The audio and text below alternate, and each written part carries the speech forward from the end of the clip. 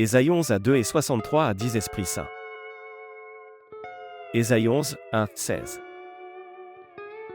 Un rameau poussera sur le tronc d'Isaïe, un rejeton naîtra de ses racines, et portera du fruit. L'Esprit de l'Éternel reposera sur lui, et cet Esprit lui donnera le discernement, la sagesse, le conseil et la force, il lui fera connaître et craindre l'Éternel. Il sera tout empreint de la crainte de l'Éternel. Il ne jugera pas d'après les apparences, et n'arbitrera pas d'après des ouï-dire. Il jugera les pauvres avec justice, et il arbitrera selon le droit en faveur des malheureux du pays. Il frappera la terre de sa parole comme avec un bâton, le souffle de sa bouche abattra le méchant. Il aura la justice pour ceinture à ses reins et la fidélité pour ceinture à ses hanches. Le loup vivra avec l'agneau, la panthère reposera aux côtés du chevreau. Le veau et le lionceau et le bœuf à l'engrais seront ensemble, et un petit enfant les conduira. Les vaches et les ours brouteront côte à côte, et leurs petits auront un même gîte. Le lion et le bœuf se nourriront de paille. Le nourrisson s'ébattra sans danger près du nid du cobra, et le tout jeune enfant pourra mettre la main dans l'antre du serpent. On ne commettra plus ni mal ni destruction sur toute l'étendue de ma montagne sainte. Car la terre sera remplie de la connaissance de l'Éternel comme les eaux recouvrent le fond des mers. Il adviendra en ce jour-là que le descendant d'Isaïe se dressera comme un étendard pour les peuples, et tous les peuples étrangers se tourneront vers lui. Et son lieu de repos resplendira de gloire.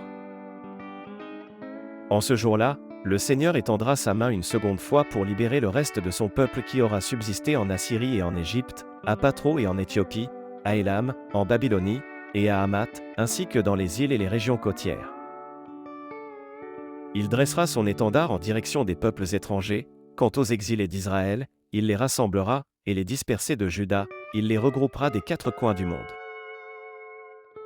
Ce jour-là cessera la rivalité d'Éphraïm, et les ennemis de Juda disparaîtront. D'une part, Éphraïm n'enviera plus Juda, et d'autre part, Juda ne sera plus l'ennemi d'Éphraïm. De concert, ils fondront sur les collines des Philistins à l'ouest, et pilleront les peuples de l'Orient. Ils s'en prendront à accent grave Édom et Moab, et domineront sur les Ammonites. Et l'Éternel asséchera le golfe de la mer d'Égypte, il lèvera sa main pour menacer l'Euphrate, et, par son souffle impétueux, il brisera ce fleuve en cette rivière que l'on pourra passer sans ôter ses sandales.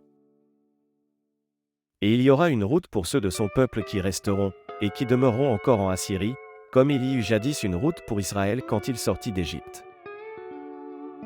Ésaïe 63, 8-19.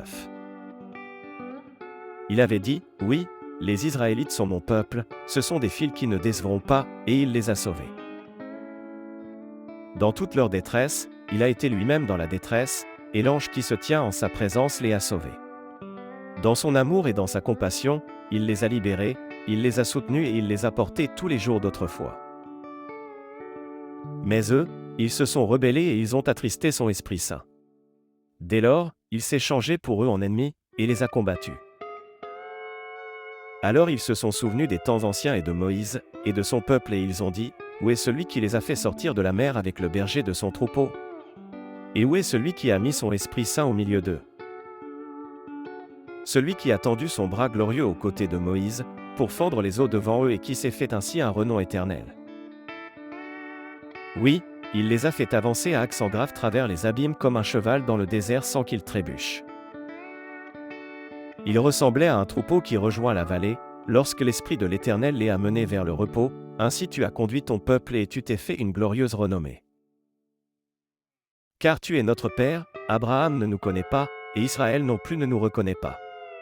Mais toi, ô Éternel, toi, tu es notre Père, et ton nom est depuis toujours notre Libérateur. Pourquoi, ô Éternel, pourquoi nous fais-tu donc errer loin des voies que tu as prescrites?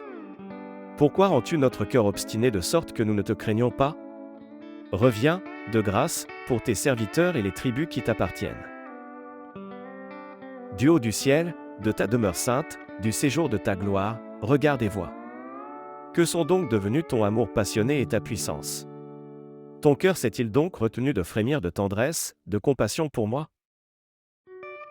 Ton peuple saint a possédé le pays pour bien peu de temps, nos ennemis ont piétiné ton sanctuaire. Nous sommes depuis bien longtemps comme des gens sur qui tu ne régnerais pas, qui ne porteraient pas ton nom. Oh, si tu déchirais le ciel et si tu descendais. Devant toi, les montagnes s'effondreraient.